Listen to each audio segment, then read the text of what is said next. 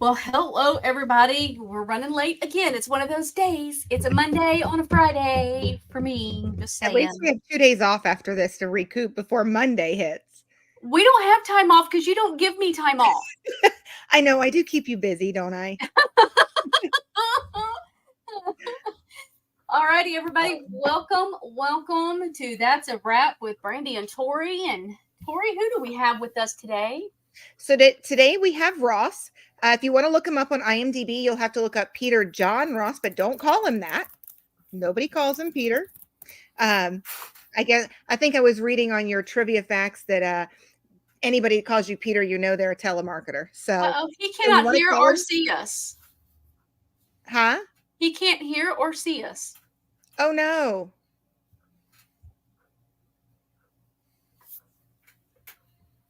Well, let's try this. Where did we go? Is that better?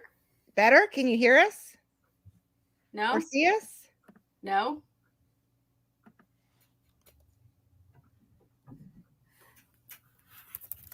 StreamYard hates us today. Okay. Try exiting and coming back. I don't know what's up with StreamYard. Can you, let's see.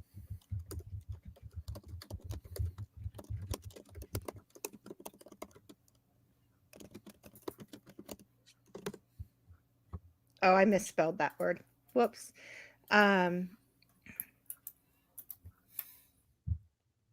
If he says yes, maybe we can close it out and come right back. And those of you that are in there, you can just hang tight and we'll be right back, maybe? He could before we went live.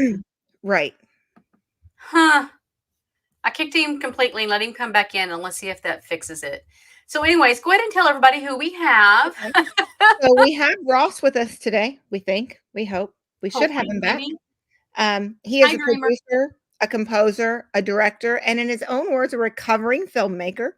So we'll have to find out how many days it's been since his last film that he's made. He is from Ohio. I actually met him this past August at a film festival that he runs called the International Indie Gathering Film Festival. We should be there again this summer, but that's where we met him. So he's also known for his work on a short called Social Media Monster, Goodbye Everybody, The Cell Phone Monologues, and more. You'll have to check him out on IMDb. Again, you'll look up Peter John Ross to check him out there. So let's check in real quick and see if we've got something. He See if didn't we've come got him back in. He's here. Okay, can you hear now? I can see and hear now. There we go. Yay. StreamYard hates us today. So I just did a quick introduction, told everybody just a bare minimum background about you. So of course you'll need to introduce yourself a little more. Tell us more about what you do. I'm a filmmaker myself. I'm also currently the festival director for the Indie Gathering International Film Festival. So I run that film festival now too. I've got 6 regional Emmy nominations for work I did on a filmmaking show, and then 2 of them were for a documentary I worked on. And Okay. basically I'm just a writer, producer, director, kind of every guy thing. And one of the greatest joys though is running the Indie Gathering, because I've been going to the Indie Gathering Film Festival for 20 years. And so when I got the opportunity to take over, last year was kind of the soft reboot. This year's the big deal, because we just got German filmmaker Uwe Boll to be a guest speaker, and the director of the Blair Witch Project for the 25th anniversary. Oh, wow. How So cool they're both is going to be that? guest speakers this year. I'm announcing it here for the first time. Well, there you go, Nice. guys. So Breaking that news. is that in Columbus? It's going to be in Cleveland. Cleveland. I couldn't remember where I was. Yeah, I'm way down here in Kentucky. So I live in Columbus, but the film festival's in Cleveland. And well, I'm down in Lexington, so it was a drive for me, and I knew it was one of the C's that was several hours away, but I couldn't remember which one. Well, I do it's plan on huge. coming back this year, though. It's a huge Yeah. drive for me. I'm in Southeast Texas, so It's still, I think, again, it used to be such an event to go to the indie gathering, and I'm trying to bring that back. I'm trying to bring that excitement back. We're putting a lot of effort into increasing the quality of the screenings. Like last year, we had all new sound systems, and that was huge. We had some new projectors, but I still want to go a step further. We're renting really good projectors this year. Oh, nice. So, Ross, for those that may not know, tell them what an indie film gathering is. So the Indie Gathering Film Festival is a film festival / indie film convention. It's all about kind of the camaraderie, the social aspects, and the learning aspects are just as important as the screenings. See, most film festivals put the emphasis on the screenings as the main thing, and the Indie Gathering has always been about networking. And that's one thing I never wanted to lose when I took over was it's unique and different, and the people are fantastic, and the new people that come every year, most of them just get it and they're a part of it. And then there are people that have, from all across the world, like there are people in Europe that are composing scores for filmmakers in Louisiana because they met at the Indie Gathering. So it's connections like that that are crucially important, and that's what we want to see continue. I think it was my first time going last year. It was actually my first film festival that I'd ever even been to. So it was a really nice experience to be able to, there were speakers there that I learned a lot from. In fact, Joanne Hess was one of the speakers. And she's not amazing. only was she phenomenal, but she sat down and talked with me afterwards for probably a good hour and helped me. And I'll have you know, I came home from that, and within a month and a half, I had actually written my first script and started filming. Excellent. So awesome. It was awesome.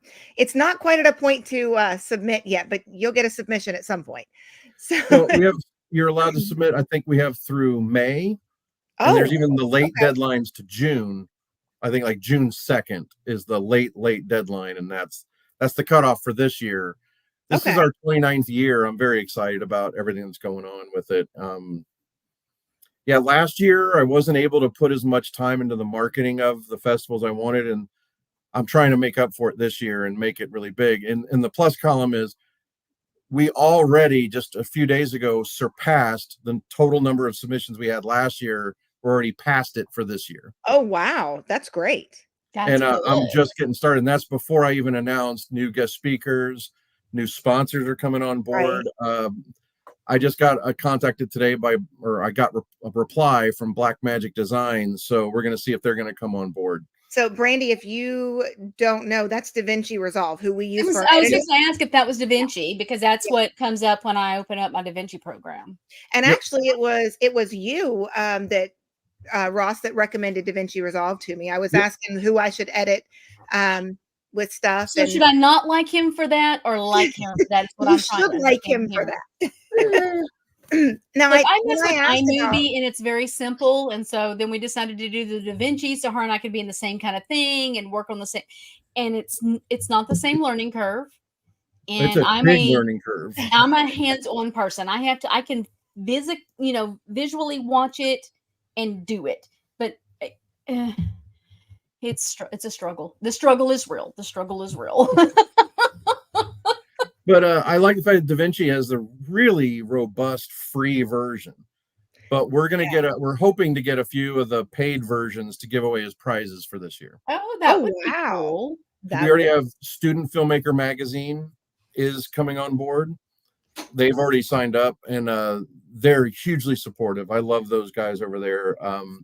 Video Maker Magazine is signed up. Everybody that attends the festival is going to get signed up for a free subscription to each magazine. Oh, that is neat. What a neat idea. Oh, wow. So we're also doing goodie bags this year. So every filmmaker that shows up is going to get a bag with both kind of the national type stuff like the magazines or the subscriptions, and even some local stuff like local coffee, local whatever, just and this is in August? It's in August. Okay. The 9th through the 11th.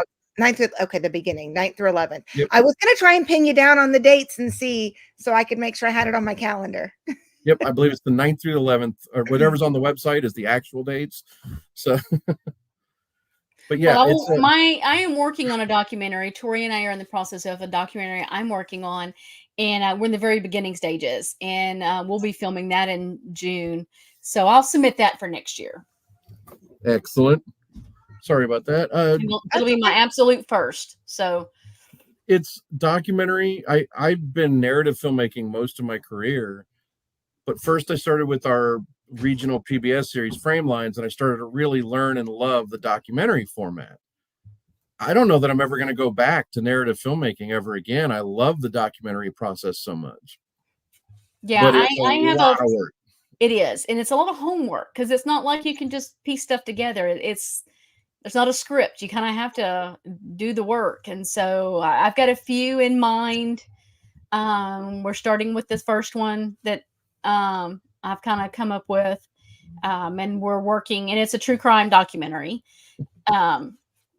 Most of mine will probably be true crime, in all honesty. And Tori completely disappeared. She must have.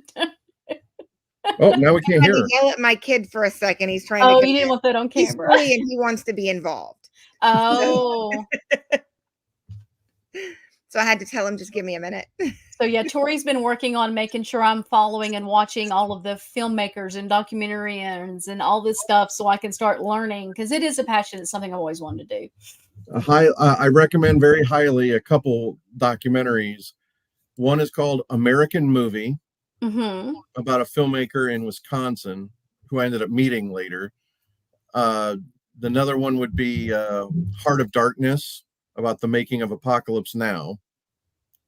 Okay. And the third one that I recommend the highest is called The Cutting Edge, and it's not the ice skating movie. Okay. There's one called The Cutting Edge, is about movie editing. Okay. And what was the second one? I'm writing these down because I'll forget them. American Movie, Heart of Darkness, and Cutting Edge, The Art of Movie Editing. Okay. 3 highest recommendations I can give. Tori, I'm going on to Film Hub later to see if they have those on there. Absolutely. I was going to suggest it. That works. I know that Amazon has them for rent if you need to get them that way. Okay. Okay. So where can we find some of your work? Primarily through my YouTube channel, Sonnyboo, SONNYBOO.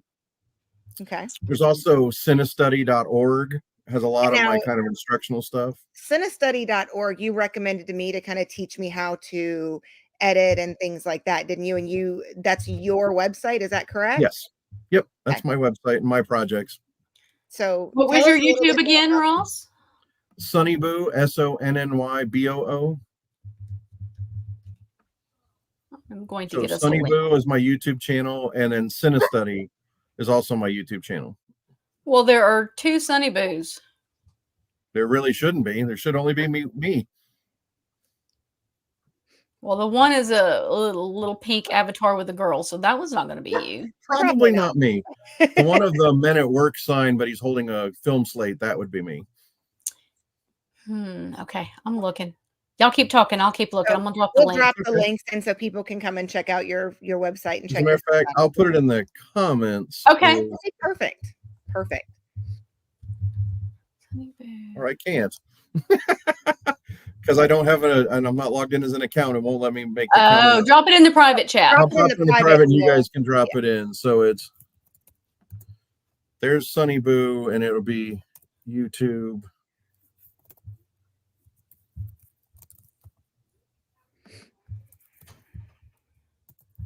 And YouTube, Cinestudy. Yeah, with Cinestudy, it's cinestudy.org. There it is. Oh, I mistyped the Cinestudy. Sorry. I'm in too much of a hurry. The technical difficulties have completely thrown me off on my end. I hear you. I have a gaggle of wires around me at the moment. And I'm terrified my little kitten's going to jump up and knock a bunch of stuff over, which she would do whether it was clean or dirty. So we were doing one live the other day, and the puppy come through here and literally grabbed my cord for my computer and took it all off with him. Yeah. So you guys are both friends with Amy McCorkle, right? So I know Amy. I'm friends with her. Yes. Brande hasn't met her yet. They've talked a little bit through some of our group chats, but I know Amy. I've known Amy. You have to tell Amy to stop bullying people. all the I time. will. She's horrible. She's mean to me. She's always getting on Facebook every day, sending me messages saying, "You're old and fat," and they're mean to me all the time. Oh, that's so Amy. Of course, I'm joking. Amy is one of the sweetest, most talented people I know. Yes. She's very loyal to the Indie Gathering too, and God bless her. We love having her up there. So I actually came up with her. She brought me this past summer. So, but I met her. I was working on one of her shows, and she cast me in Letters to Daniel. Nice. So that's where I met her. But so tell us a little bit more about what's your next project that you're working on. The documentary I worked on was called Social Media Monster, and I'm working on, it's kind of a sequel, but more of a series, an ongoing series. And I've been putting kind of shorter mini documentaries and what I'm calling vlogs are on my YouTube channel. It's just such a fascinating story of this cyber harasser and how he does things and how he gets away with it perpetually. Because I mean, it's the bigger story is not about this one person as much as it is there's this incredible ability for people to do a lot of damage and have no consequences for it. And I'm really fascinated. And then you have social media companies that they don't care. Companies like Facebook, Twitter, YouTube, Gmail, they don't care what happens to anybody. If you're being bullied or harassed, they don't care. And then the courts are very much stuck in the 19th and 20th century. Yeah, you can't get anybody to listen to you. You can't. Well, they have no incentive at the companies because the law is not making them. And then our lawmakers are woefully behind. And then the police are not trained to have anything to do with the cyber world. Right. Police are made to do things in the real world and to deal with real world problems. And they will literally say, if it happened online, it's not real. Mm-hmm. Tell that to a 16-year-old kid. Right. Right. Tell them it's not real and take their phone away for 2 hours. What happens? Oh, meltdown. Meltdown. The world isn't, that's this right here. This right here is more real than the real world to them.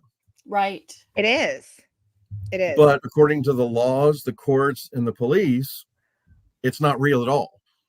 So something is very wrong in the world of how much everybody has shifted into this virtual world and social media, but the laws haven't. And it's making it not only relevant for scams, but really brutal harassment. And the subject has just utterly fascinated me to the point of obsession. I mean, I'm obsessed with how things happen this way and how little can be done about it. The one thing that we've noticed on YouTube is that creators get brutal. And it's, you know, we've asked several times in some of these little wars that we call them little wars or whatever you want to call them.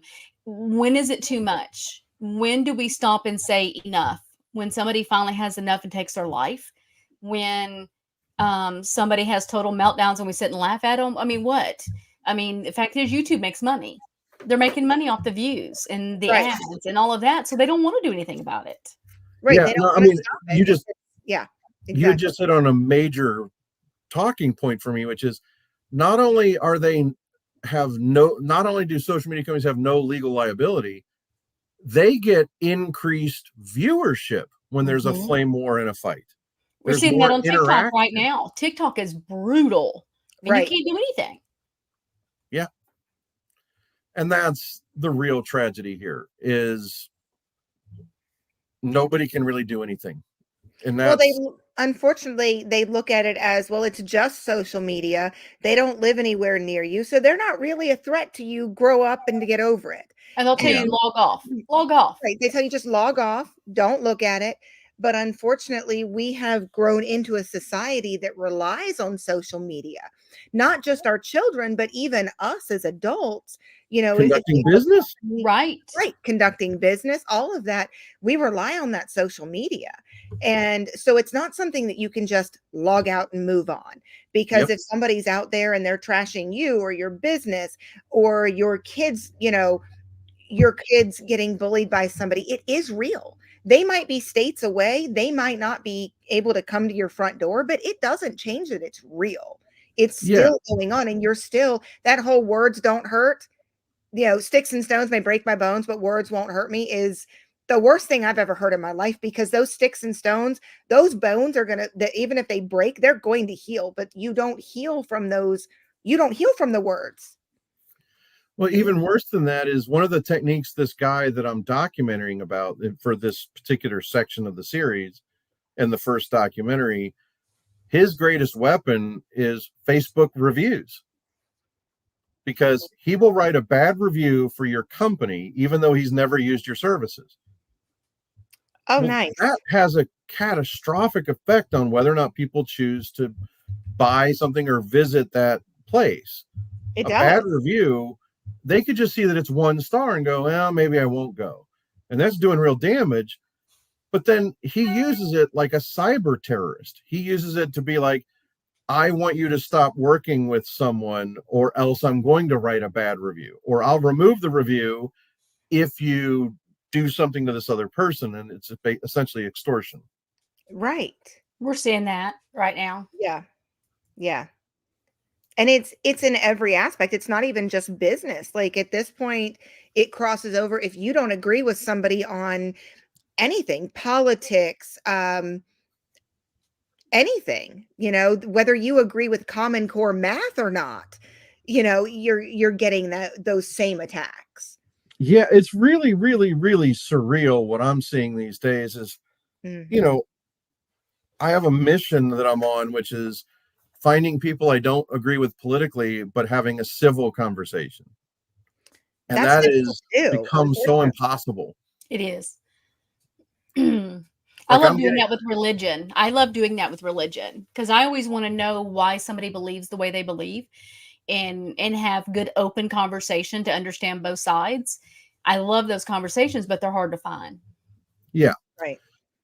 I mean, with religion, you get too much emotion tied with it, but that's what politics have become. Politics have become this highly charged emotional response. And I mean, to me, it's a thing to where one of the greatest tragedies I've seen, I just turned a couple weeks ago, 52 years old. And so I remember a time when video games were Pong, which was just 2 lines in a square. Pac-Man did the... And now I create full-blown CGI. Right. With my home laptop. And so it's just an amazing time to be a filmmaker, to be alive, and having lived in the world before it and after it is a fantastic point of view. But what I see as the downside is every good intention has been warped by someone with bad intentions.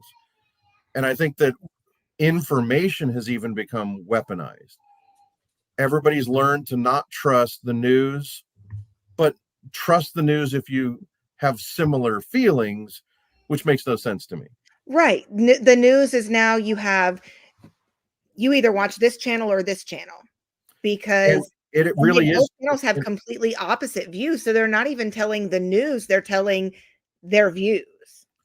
Both sides, left and right, are completely guilty of omitting crucial facts in favor of furthering a point of view. They'll play on the emotional topics that people get worked up over, which is usually a race topic or something along those lines. Right. And they have everybody fighting amongst each other, and it's sad. Well, that comes back to the views as well, because if I watch something and I absolutely agree with it, I'm going to call Brande and say, Brande, you've got to see this. There is so much truth to this. But at the same time, if I watch something that goes against everything I believe, I'm still going to call Brande and say, you have got to see this. Can you believe they're saying that? And so there's views, because it's so controversial, you're getting double the views. But even more so, the snake eating its own tail is then social media not only furthers that information, and in a lot of cases disinformation. You then have the aspect of social media, which is I can delete anyone who says something I don't agree with. So then both sides are creating these bubbles to where I mean, it happened twice in a row, and it'll sound like I'm being political, but it's actually not picking a side. But in 2016, every liberal was like, I can't believe anybody would vote for Donald Trump. And then in 2020, everybody's like, I can't believe anybody would vote for Joe Biden. And in both cases, that kind of isn't what happened. In 2016, they didn't vote for Donald Trump. They voted against Hillary Clinton. And in 2020, they didn't vote for Biden. They voted against Donald Trump. Right. And the problem is everybody's perspective was skewed because I'm only seeing and hearing on the news and on social media people who agree with me. So you're going to feel like my election was stolen because everybody I see agrees with me. Exactly. And that's the problem that happened was the bubbles were created.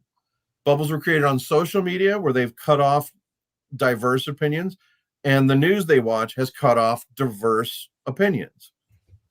So in both cases, everybody's surprised because when their team loses, they have no idea that roughly 50% of the country believes the opposite of what you believe when it comes to politics. So everybody keeps kind of deluding themselves into thinking that everybody agrees with my point of view. It's completely obvious when it's not obvious when you weren't given those facts that you watch with your source. And again, that's both sides doing this to each other. Right. Now, is a lot of this covered in your documentary, The Social Media Monster? The first part, no, but in the new stuff we're doing, absolutely. Okay. It's all about this level of manipulation, and there are just individuals that we follow that are kind of a sample of these bigger issues. It's not about these individuals as a whole. It's about how they are typifying something that exists that's a bigger problem. Well, like we're seeing now on across the different social medias from TikTok to YouTube, TikTok, Facebook, YouTube, Instagram, all of those, that you have creators that have one view and they think they should be the only view. And then they want other creators to shut up about whatever the topic is. So they send people to attack those creators, and then they create more snowball effect of attacks from other pages and all of this. And this becomes this war to word, and then you forget what the subject even was because you're too busy fighting each other. Mm-hmm. and people going real life. And it is grown-ups have forgotten how to be grown-ups. Well, it's the thing you brought up earlier that I think is the distance. In person, people would not say these things to each other. Right. But through both the anonymity and just the cold indifference of looking at a screen, and that's just a name and a photo on Facebook, you're far more likely to say something rude and offensive to that person because there's no consequence. There's no consequence if you call them names or insult them. There's no consequence if you even threaten them with violence. Not that I would ever advocate that. It's the biggest thing I'm against. But there's no consequence to that name calling. Right. And it's become a subculture. I just recently, through work on the documentary, I had never heard of either of these sites before. There's this Opie and Anthony forum. They were radio show guys that have been off the air, but their forum still exists. And then there's another forum called Kiwi Farms. I've heard of Kiwi Farms. It's pretty horrendous. It's like take every horrible thing you can say to people, and they're taking this bizarre radical stance on the First Amendment, which is giving just awful, horrible people a platform where they can't be punished in any way, even when they actually have a suicide meter of how many people they've been so abusive to, they killed themselves. Oh my And they goodness. put it on the page with pride. And I don't understand that level of, I mean, that's just a numbness to humanity that I don't understand. But again, at the same time, I'm conflicted because I have very staunch belief in the First Amendment. If people have a right to say things, but if you're just being abusive, you should be ousted from society. But what a site like that does is they find similar people and get an even bigger sense of power that it's like, not only am I not being shunned, I'm being celebrated for this awfulness that I do to humanity. And it's a breeding ground for sociopathy and psychopathy. Right. And Mm-hmm. and again, at the same time, and to be clear, not every user on those sites is like that. But the ones who are celebrated and treated as heroes. And I find that to be wrong morally and ethically, but it's not my site. And then you have the polar opposite, which is not exactly better, which is the cancel culture, which would be if any one of those people reformed and became a good person, do they deserve to lose their jobs for the rest of their life? Do you see what I mean? It's like Right. There's extremities on both sides. Even people being horrible to other people is not black and white, because that person can change. And if they change, who really gets to determine the punishment? So to me, that's the big awful mess of it all. Is there's no answers, and we have no answers. With the companies don't care, and the government doesn't care because they're not even caught up to anything remotely close to that. Right. I mean, it's just that it's weird that the big thing that's happened with technology, social media, and even the news is the most radical voices are getting the most airtime and oxygen, when that is not what the majority of people are like. The majority of people are reasonable, good people. They can have a conversation, even a disagreement, and not walk away hating each other. And again, that's my biggest thing of late is if I disagree with someone, I don't want to hate them. Right. Yeah, we've come into a society that we no longer can do that, it doesn't seem like. Or it's harder and harder to find that people can do that, where we're not inspired to be like that. The people that are the worst are being both elevated and torn down the most, and everybody in the middle is being inspired to be silent. Right. Mm-hmm. That to me is why I'm glad I'm a filmmaker and glad that I can put a spotlight on these things. And at my age, I'm not trying to get a big studio deal as a filmmaker. That's just not, I'm not a child. I don't have delusions. But if I can get even 50 or 100 people looking at stuff, I'm ecstatic, because it's like everything starts somewhere, and that's where I needed to start. Well, and sometimes it's about making the important projects that need to be seen, because it's being seen by the right people that need it, whether it's the big paycheck or it's just good work.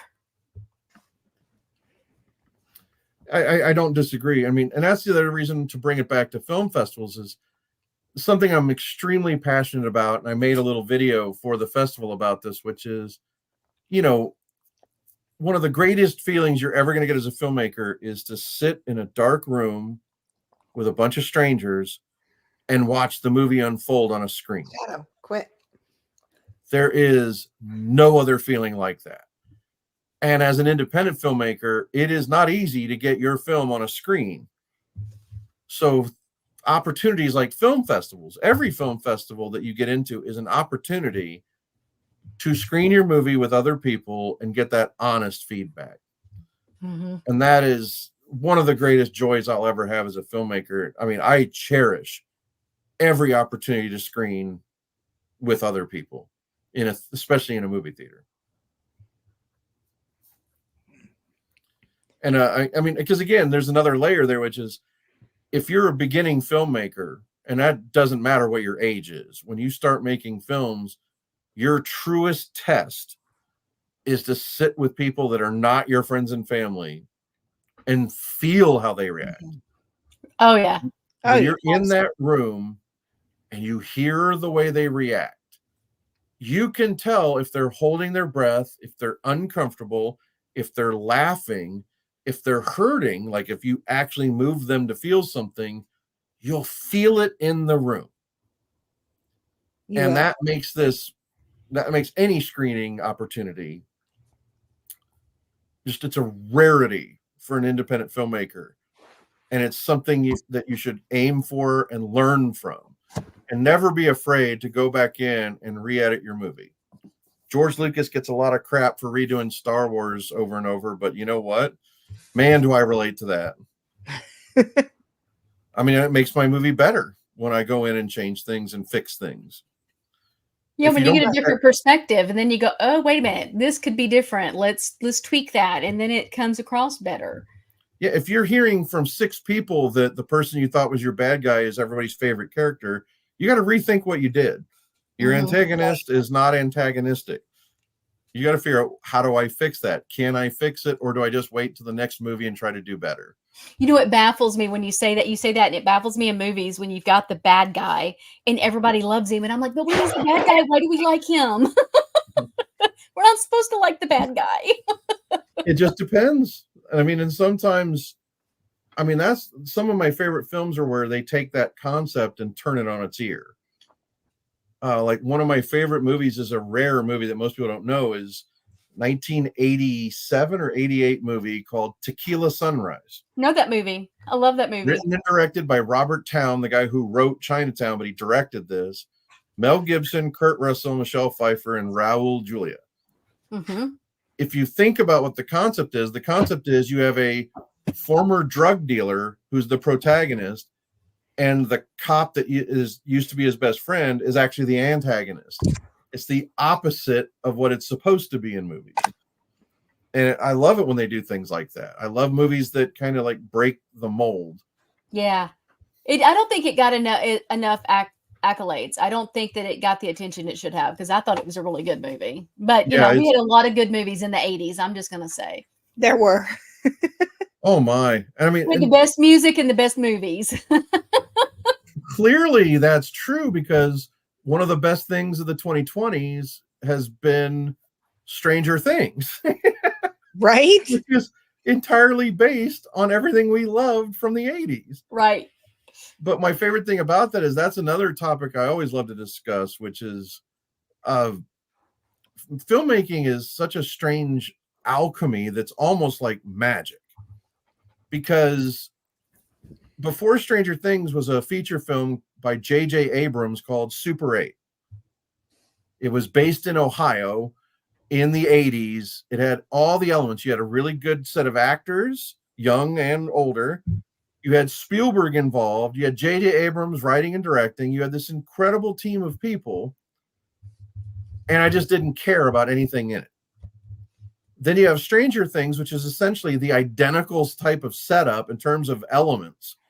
Science fiction, horror-y, set in the 80s, set in Indiana, and virtually identical things, same age of kids that have the same interests and things. You know, it's like these two things are set up to be the same, but one is just meh, and the other one is incredible.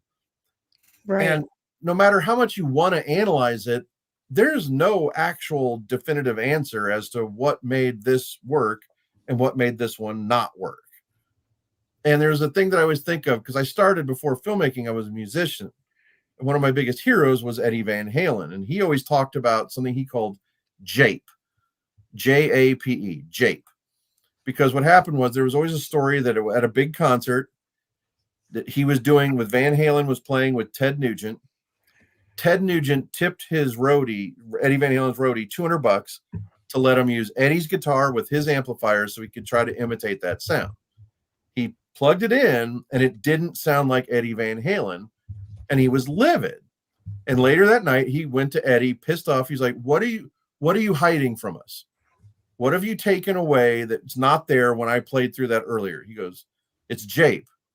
And he's like, what? He goes, I just added a little JAPE. He's like, I don't know what that means. He goes, well, look it up. And he said, I made up the word because everybody did that. Everybody would plug into his stuff, and they'd be mad that it didn't sound like Eddie Van Halen. He's like, I don't know what it is. It's just me, my fingers, my hands, that guitar, and this amplifier makes that sound. I don't know what happens when someone that isn't me touches the same stuff. So he made up a word to try to get people to just leave it alone, because he's like, I don't know what the answer is. And I think the same is very true about filmmaking, which is you could have everything perfect and it's still not going to be good, because there's there's a whole other concept other than, oh, these are the right actors with the right story, with the right director, right editor, right music. Everything was right, but the movie didn't work. Well, there's something else that's a factor there, which is the audience, time, meaning when in the timeline of our lives are we living? How do we react to things? An example of that as an extremity would be if you made a movie that was very empathetic to a Muslim terrorist, but you released it after 9/11, no one's going to like it. Right. But if you had made that 5 years earlier, they might have loved it. So time is an absolute factor in that concept. And so you just don't know until it's done what you have and if it's magic. So I always like to call it alchemy, because it's like that hybrid of there is the science and the mathematical certainties, but then there's always this magic that may or may not play a role in whether your final film connects with the universe. Right. And there isn't any magic formula to make it work. There's no guarantee of anything ever. Right. Well, let's see. Tell us something fun, shocking, Surprising that's happened in filmmaking or on set, or just something that a memory that really stuck with you. I'll tell you something fun is the first feature film I ever made is I co-directed a feature film called Horrors of War, which was a World War II Nazi zombie werewolf movie. Oh, clearly not an award winner. And I don't know. I've seen some that they say they're award winning. So it did win a couple awards, but nothing real or significant that anybody should brag about. But the funny thing is so doing this first feature film, we shot entirely on actual film, no video, no digital, nothing. It was all shot on real film. We played at some film festivals. We did screenings. We sold out a single show in New York. So it was just a fantastic event for us. And the thing that sucked was the final film festival screening was in a film festival that I love in Marietta, Ohio. And it was the last film festival screenings. It was about to come out at Blockbuster Video on DVD. And so we can't do film festivals once it's out. So it was the last film festival. And I had really let my ego balloon. Like I was really full of myself about, oh, I made this really good film that everybody likes. And it's going to be this big hit when it hits video. And it's going to shotgun my whole career into the stratosphere. And my first clue that wasn't going to happen was, a couple months before the DVD release, I do this film festival and we do a Q&A afterwards. And I love Q&As. I love talking to people after the movies. And I'm there, and the first question came from the local newspaper film reviewer. And his question about my Nazi zombie werewolf movie was, why did you choose to denigrate the Jews by not bringing up the Holocaust in your film?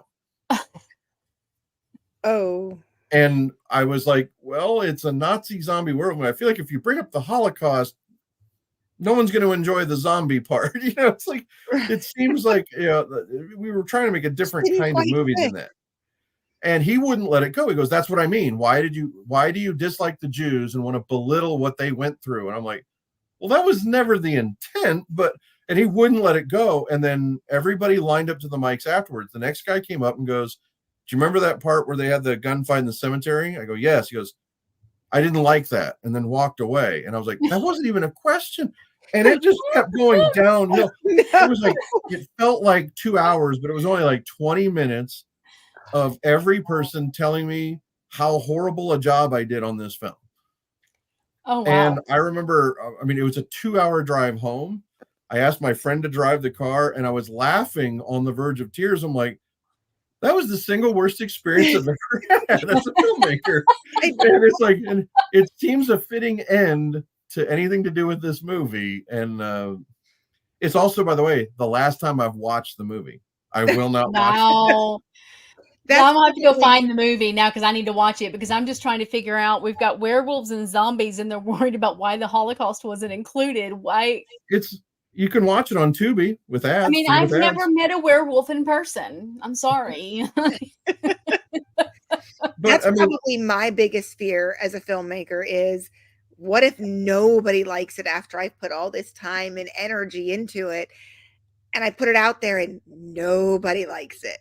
But here's the thing is, that's the come to Jesus moment as a filmmaker, where you've got to decide, even if everybody else hates it, do you still like it? Do you still like your film if nobody else on the planet likes it? And you got to really answer that question.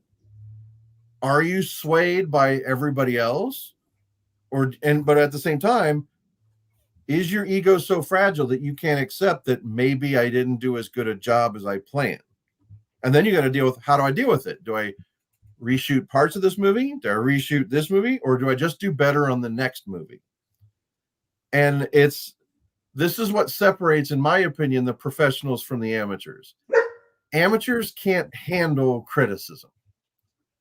They don't understand that it's like, what is your favorite movie of all time? Each of you. Tori, go first. What's your favorite movie of all time? I have to say it's Night at the Roxbury, because it's just so stupid you can laugh through the whole thing. That's a really great example. And I'll tell you what I'm saying. Brandy, what's yours? I'm going with Twister. 1996 Twister. Jan de Bont movie with lovely Bill Paxton and Helen Hunt. Okay, so here's the thing is, there are tons of people that hate both of those movies. Are they wrong or are they right? Or more importantly, they're wrong. They're absolutely wrong. But does it matter? Does it even matter? Do you know what I mean? True. It wouldn't change my opinion of it. I still enjoy watching it. Right. So to me, that's the ultimate thing of the thing with like that Nazi zombie werewolf movie I talked about, which is, okay, so some people love it, some people hated it. So what? You know what I mean? It's like, what does that mean? And so what does it mean to me? Does the vast majority of people that hate it, does it matter? And that's the whole thing about it is, did you make it for the 5 people out of 100 that loved it? Or did you try to make it for the 95% people that could like it if you'd done better?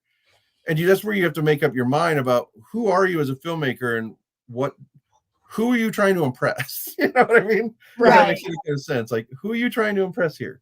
Yeah, that's when you have to think about what the reason behind your film was, why you made it, and does that reason change based off of people liking it or not liking it?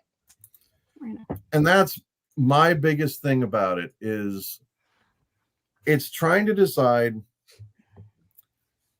who are you trying to make happy, you or the audience, or that wonderful hybrid in between the two? And those are the things that I think that every filmmaker has a different answer. And everything to me is subjective.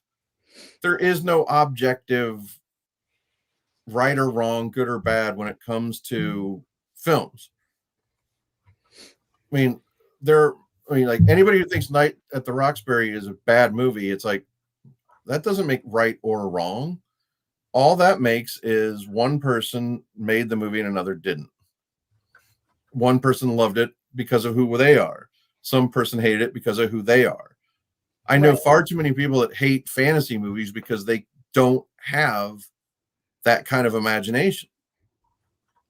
Like I can't see an orc and then get into the movie because I'm checked out. It's not realistic, so I won't watch it. And it's like, are they wrong? It's like, no, they're talking about what's right and wrong for themselves. It's growing up, my mother hated sitcoms, hated them. Still to this day, she hates sitcoms because she said they're not real life. Nobody lives that way. So she hated them. So that's perfect. Yeah, well, and I mean, here's one that I go by, which is I hate musicals because it's like I can't imagine any scenario, even in a fantasy world, where someone would voluntarily choose to break out into song. Oh, I do all the time. Well, that's the thing about it. Talk about the irony is every time I see my cats, I'm singing at them about what they're doing. It's like, I made up a theme song for my ex-girlfriend, which is probably one of the reasons why she's an ex-girlfriend. Oh, and the thing is, you want to know how bad it was? I paid a composer to record the song. Oh no! It's like an 8-second song. It just goes like heavy metal. It goes, Brande Weasel. That's it. That's the sum total of the song. 6 seconds long. And I would sing it to her like at a sold-out theater at a midnight show of Harry Potter. I'd be like, Brande Weasel, and she'd be like, I hate you. And I can't figure out why she dumped me. It's like, can't figure out why it didn't work out. Right. Well, sadly, no, technically I did break up with her, but that's just a technicality. I'm not saying I didn't bring the end of this relationship on myself. You know what I mean? I'm not going to sit here and try to sugarcoat it that it's like, yeah, I did nothing wrong except this laundry list 200 long of idiotic things I did and said. All right, Tori, you got anything else for today? I don't think I had any more questions today. So thank you again, so they much. can find the links are in the chat for you to go and find some of his films. I'll go back and put those in the description so they can find all his fun stuffs and perfect. Follow him around. And I'm looking forward to these documentaries. Did anybody there ask questions? Did we look there? Does anybody have a question out there? They loved your point. This one, such a good point. You can love somebody and still disagree and do it with class instead of being an ass. Yeah, I would like to try to be better as a person. I mean, that's the other thing about it is like I'm perpetually trying to not only be a better filmmaker, but to be a better person. It's like I brought up the thing I said, which was first Horrors of War got my ego to get big and got popped. And I'm such an idiot that I let my ego get big again based on a regional PBS show and getting a few Emmy nominations. I let my ego get big again. So my only promise to myself is never again, is to not be like that ever again. And it is so weird that the process of making this documentary fundamentally changed me as a human being. Because, because my whole life wound up getting tied up with this weird documentary, which is this cyber terrorist guy was emailing me out of nowhere. And it happened to be right during the breakup with the Brande Weasel that I mentioned. And because it was during that breakup, I was like, well, the guy just sent me 7 or 8 emails in a row calling me a fat F. So I was like, well, I might as if I need to work out frustrations and be mean with someone, why not to this complete raging ass on the internet that's harassing me? So I did. That was coming up on, it's 11 and a half years ago. And he's still raging about it entirely. Oh, wow. And making life a living hell for not just me, but several people. He is on Twitter right now. I'm looking at my other screen. He's screaming into his iPhone on Twitter right now. Yeah, unfortunately that happens. Huh? I mean, you see that a lot. You see the people that can't let something go. And it seems like they're the ones that tend to rage and scream the loudest, the longest.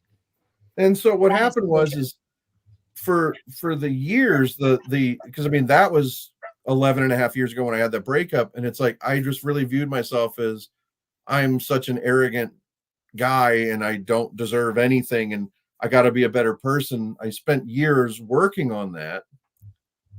And it wasn't until positive things started happening with this documentary. And I started to realize it's like, holy cow, this is the first movie I've ever made that's not about me and my ginormous ego. And I'm actually trying to help people other than myself. Like there's something bigger than me involved here. And I mean, the biggest thing I'll never forget, and this is on one of the YouTube videos for the series, is we almost did the Dr. Phil show to confront this guy. Me and several other people he harassed. They flew me out for that. Oh, wow. They gave me veneers. I don't know why he's obsessed with the fact that I got permanent veneers when they were supposed to give me temporaries, but they gave me permanent veneers for free. It's like $6,000-7,000. Oh, wow. No, I mean, all they replaced were the front 2 teeth, but still, holy cow! It's like Right. my life changed because every time I'd smile, I'd do this and hide it because I had Austin Powers teeth. And so when I was at the hotel, I had a complete emotional breakdown because I was wondering all day, what have I ever done to deserve this? Do I deserve any of this? And when I finally told myself yes, I just had a meltdown. Like that everything's okay, that you know what? I've spent so much time trying not to be an asshole. I didn't realize I'd actually stopped being one a few years earlier. I just didn't know it. I didn't acknowledge it to myself. And then there's all these layers to it. So then like a year later, we did a screening of the film and people I'd never met in person flew in from both coasts to Missouri for the screening. And I was not going to take that for granted. It's like, holy cow, I did something important that means something to people. And it's kind of like everything about me as a person has changed. And I feel so much better now. And that's why, like I said, that ties into, if there's people I don't agree with politically, it's like, I want to have a conversation about it. And I want it to be a polite one. And I want us to walk away. Even if we never come to any level of agreement, I still want to have respect for them. My hope is to be respected for having that different view. But because I would never allow it to delve into name calling or anger, it's just getting harder and harder to do. Mm-hmm. But I'm not going to give up on it. Right. I love that passion with that, and I'm looking forward to the documentary and sharing that information with people, because I think we're an important stage in social media, that the bullying and the depths that it's going, we have to stop something. Right. What are we leaving the kids in the future right now? You know what I mean? It's just going to get worse if we don't change something. Right. Yeah, I highly recommend you start looking. I have a playlist on my channel on YouTube for Social Media Monster. Highly recommend it for the things you're talking about. There's educational stuff in there too. Okay. Absolutely. I'll share all that. That way people can see that. Okay. Well, this has been fantastic. I really appreciate you guys talking to me today. Thank you for coming on today. Absolutely. Oh, not a problem. And have a good weekend, and good luck with everything. I look forward to see all of it. Summer. Yeah, hopefully I can make it. I'm going to be that way in June. Well, I'll be in Kentucky in June, but maybe we can make it back out in August. Hopefully you will. I think we're going to be worthwhile. There's going to be much bigger networking opportunities. The screenings are going to be way, way, way better than what they've been. And no offense to how they did it before. It's just that I'm going to sacrifice paying myself to pay for better projection so that everybody has a better experience with the screenings. Just to elevate everything we've got. Everything is advancing technology and everything, and we just kind of have to advance with it. Yep. So, yeah. Well, excellent. Right, well, thank you so much. It's been great having you on. And if anybody else has any questions, you can always send them in and we can get them over to them and get some answers, and we can always have them back again. Absolutely. So, all righty, everyone, have a good one, and we'll see y'all next time. See ya. That's a wrap.